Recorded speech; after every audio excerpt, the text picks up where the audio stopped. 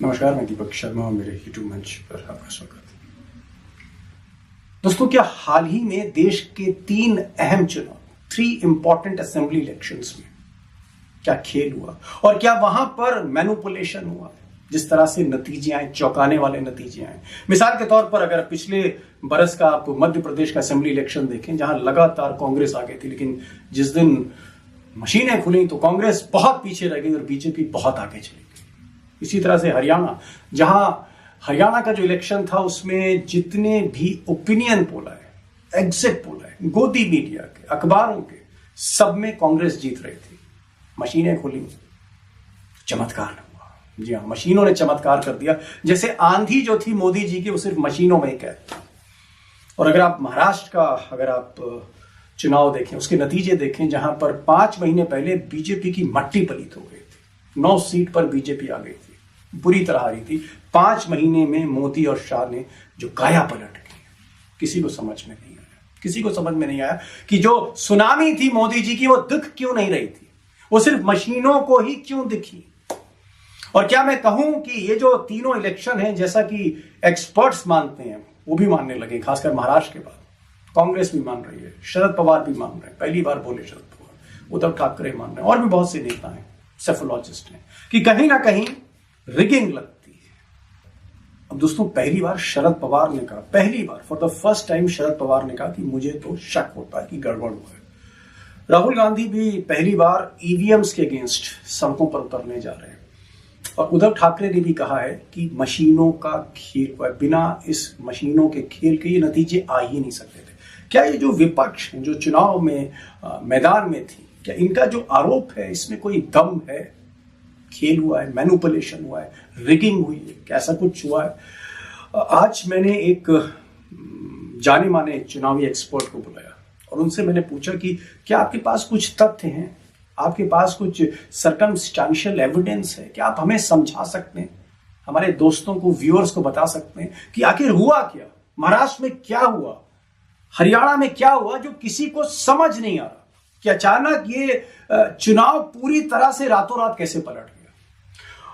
और योगेंद्र यादव जो पिछले 30-35 वर्षों से हर चुनाव को फॉलो कर रहे हैं, ये कुछ प्रमाण लेके आए, ये कुछ ऐसी बातें लेके आए, कुछ ऐसे लॉजिक्स लेके आए, तर्क लेके आए, जो मुझे लगता है आपको सुनना चाहिए कि खेल क्या है।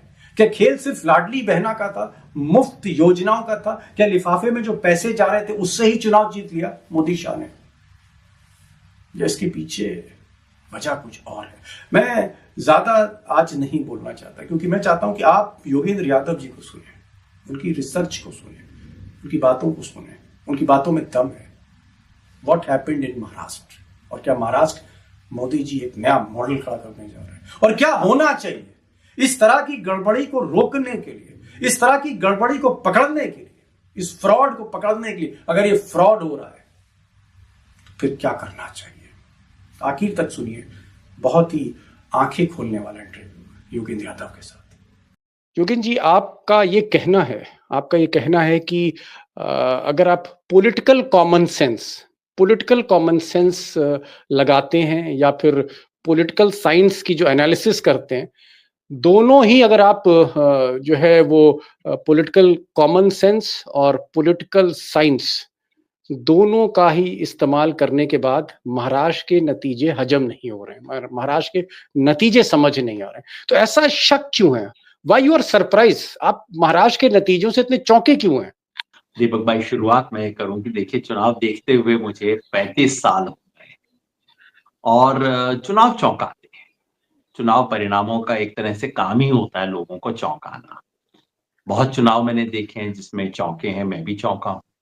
बहुत चुनाव ऐसे भी देखे हैं जहां जल्दी से भरोसा नहीं होता, ऐसे चुनाव देखे हैं जहां दिल टूटता है, गुस्सा आता है, ये सब होता है। लेकिन अंततः कुछ समय बाद आपको समझ आ जाता है कि भैया जनता ने ऐसे कहा है, जनता ने किया है।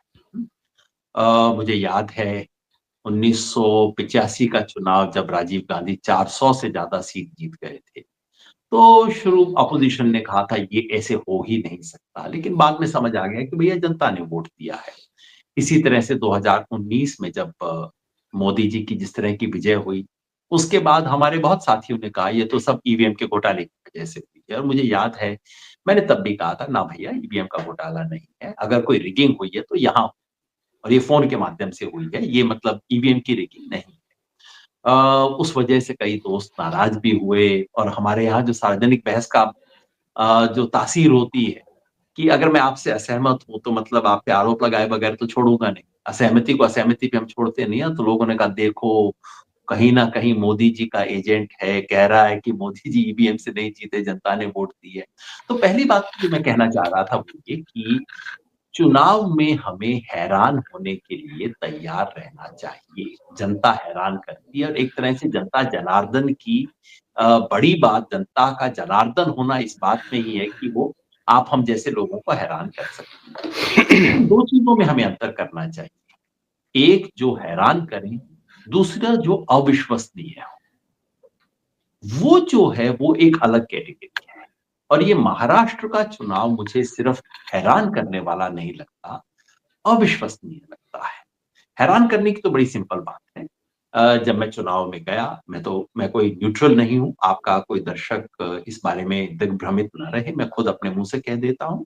भारत जोड़ो अभियान की तरफ से हम वहां महाविकास आघाड़ी का समर्थन करने गए थे। अ, उस वक्त हमारे सभी साथियों की राय थी कि महाविकास आघाड़ी तो चुनाव में आगे है। लेकिन मुझे लगता है कि एक्टिविस्ट साथी कई बार अति उत्साह में रहते हैं, तो मैं थोड़ा-सा उसको अब डबल चेक करता हूँ। जब मैंने न्यूट्रल लोगों से चेक किया, पत्रकारों से जिनकी बातों का मैं भरोसा करता हूँ, विश्लेषकों से, उन्होंने कहा नहीं इतना सर्टेन नहीं है, मामला बड़ा क्लोज है ये चुनाव का। इन सारी बातों से मैंने अपने मन में निष्कर्ष निकाला कि जो चुनाव क्लोज होता है, वो अमूमन बीजेपी के पक्ष में जाता है। तो मैंने एक तरह से मानसिक तैयारी कर ली थी कि नहीं, मतलब जैसी भी मेरी इच्छा हो, मेरे जो भी पूर्वाग्रह हो, तो ये महायुति यानी कि बीजेपी और उसके सहयोगी ये चुनाव जीत सकते हैं, ये संभव है। तो इसलिए जब चुनाव आया, परिणाम आया, शुरू में लगा कि महायुति आगे चल रही है, मुझे इतनी हैरानी नहीं हुई। लेकिन जी। जब अंतिम परिणाम आया, उसमें इतनी चीजें हैं जो सिर्फ हैरान करने वाली नहीं, सामान्य हैरानी की सीमा के बाहर है। असंभव है ये मैं नहीं कहूंगा, लेकिन हैरानी से ज्यादा और कहीं अविश्वसनीयता के दायरे में है। अविश्वसनीय, अनबिलीवेबल। जी, जी, जी। कई चीजें, मैं मतलब आपको 4 आपको चीजें गिना। आपको भरोसा नहीं हो रहा, आप ये कहना चाह रहे हैं? जी, अब मतलब सिर्फ बार बार भरोसा दिल नहीं। कह रहा है, दिल मतलब दिल जो है, दिल और दिमाग दोनों भरोसा नहीं कर रहे इस नतीजे पे। जी, दिल को तो मना लेते हैं। देखिए इतने 35 सालों में चुनाव देखते-देखते इतनी तो एक न्यूनतम समझ बन जाती है कि चुनाव के परिणाम आपके दिल माफ़िक नहीं आते। हुँ, आप चाहें, जो मर्ज़ी चाहें, जनता अपने तरीके से वोट देती है, जनता बहुत बार आपका दिल तोड़ती है, ये सब सामान्य बातें हैं, तो दिल को तो अपने जेब में रख ही लेना चाहिए चुनाव देखते वक़्त, तो मैं उसकी तो ज़्यादा चिंता नहीं करता। ये बात दिमाग में भी नहीं बच रही है, मतलब जो ओके। विश्लेषण, जो कुछ सीखा है इतने सालों में चुनाव के बारे में। और 4 चीज़ें हैं जो मैं आपके सामने रखता हूँ, चारों जी। में से कोई एक भी ऐसी नहीं है जो कि आज तक कभी ना हुई हो। लेकिन चारों जोड़ के आप देखें तो लगता है यार ये तो कुछ दाल में काला है। नंबर 1, बीजेपी और उसके सहयोगी 14% वोट से आगे, 3/4 सीट, 14% आगे। अब ये असंभव नहीं है, देश में ऐसे चुनाव हुए। लेकिन मुझे याद है दीपक जी, आपको शायद 77 का चुनाव याद ना होगा, मुझे तो याद है। जी। 77 का चुनाव उत्तर भारत में बिल्कुल आम, ये थे कि 14% से जीतना और 3/4 सीट लेना। जो लोग चुनाव में दिलचस्पी ना रखते हो, क्रिकेट में दिलचस्पी रखते हो, उनके लिए बता दूं, ये लगभग वैसे है कि जैसे आपको इनिंग्स डिफीट विद 220 रन्स, ऐसा कुछ हो जाए, वैसा वाला मामला है। तो ये जब होता है तो आपको सड़क पे दिखाई देता है, बच्चा-बच्चा कहता है, "अरे! अरे! इस बार तो उनकी सरकार बन रही है।" हर पत्रकार जानता है, हर ओपिनियन पोल कहता है। हाँ, ये ज़रूर वो कहते हैं कि नहीं-नहीं उतने बड़े मार्जिन से ना जीतेंगे, लेकिन जीत तो देखिए इस बार इन्हीं की होगी, ये बिल्कुल हवा में स्पष्ट होता है। ऐसा कुछ भी महाराष्ट्र में नहीं था। पत्रकार खुद कम से कम इतना देखने से, चुनाव जी। देखने वाले जो लोग थे, 2 राय के थे, कोई कहता था ये आ गया, कोई कहता था वो आ गया, नज़दीकी का है, ये सब था। तो पहली बात तो ये है कि कितना बड़ा फासला था। नंबर 2, महाराष्ट्र के चुनाव में बिल्कुल एक स्टैंडर्ड रीजनल पैटर्न होता है। महाराष्ट्र के चुनाव दरअसल कोई एक चुनाव नहीं होते, 6 अलग क्षेत्र हैं। विदर्भ, मराठवाड़ा, खानदेश, पश्चिमी महाराष्ट्र, मुंबई, ठाणे और कोंकण। कौन 6 का? अलग क्षेत्र हैं। 6 अलग क्षेत्रों के 6 अलग रुझान होते हैं, जिसके आधार पे महाराष्ट्र का परिणाम आता है। खास तौर पे विधानसभा चुनाव परिणाम 6 अलग क्षेत्रों के अलग रुझान रखते हैं। बहुत समय बाद, शायद पहली बार, लेकिन मैं कंफर्म नहीं कह सकता, ये है कि छहों के छहों एक दिशा